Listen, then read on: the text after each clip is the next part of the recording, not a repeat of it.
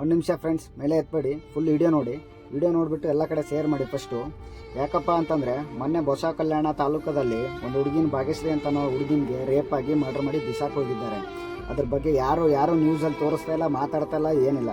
ಈ ನ್ಯೂಸ್ ಅವ್ರಿಗೆ ನಿಜ ಹೇಳ್ತಾ ಇದ್ದೀನಿ, ಏನೇನು ಇಲ್ಲ ಗುರು, ಮಾನವತೆ ಅನ್ನೋದೇ ಇಲ್ಲ ನ್ಯೂಸ್ ಅವ್ರಿಗೆ.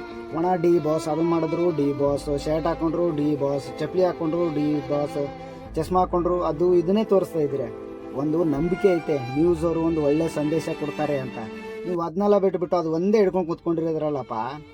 ಒಂದು 3-4 ತಿಂಗಳಿಂದ ನೋಡ್ತಾ ಇದ್ದೀನಿ, ಒಂದು ಯಾವುದೇ ತೆಗೆದ್ರು ಡಿ ಬಾಸ್ ಎಲ್ಲ ನ್ಯೂಸ್ ಅವರು, ಪ್ರತಿಯೊಂದು ನ್ಯೂಸ್ ಅವರು.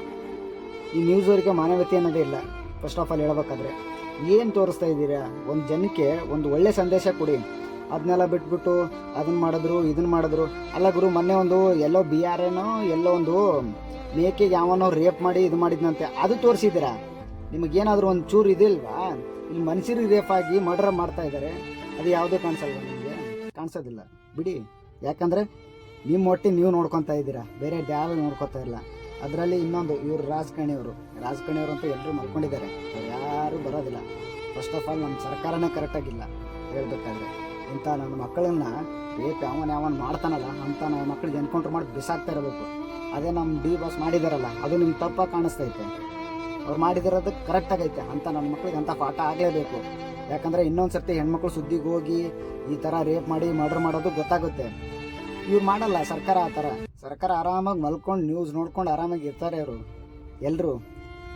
ಅದಕ್ಕೆ ಈ ವಿಡಿಯೋ ಎಲ್ಲರೂ ಶೇರ್ ಮಾಡಿ ಫ್ರೆಂಡ್ಸ್. ಎಲ್ಲ ನ್ಯೂಸ್ ತನಕ ಹೋಗಿ ಮುಟ್ಟ ತನಕ ಶೇರ್ ಮಾಡಿ.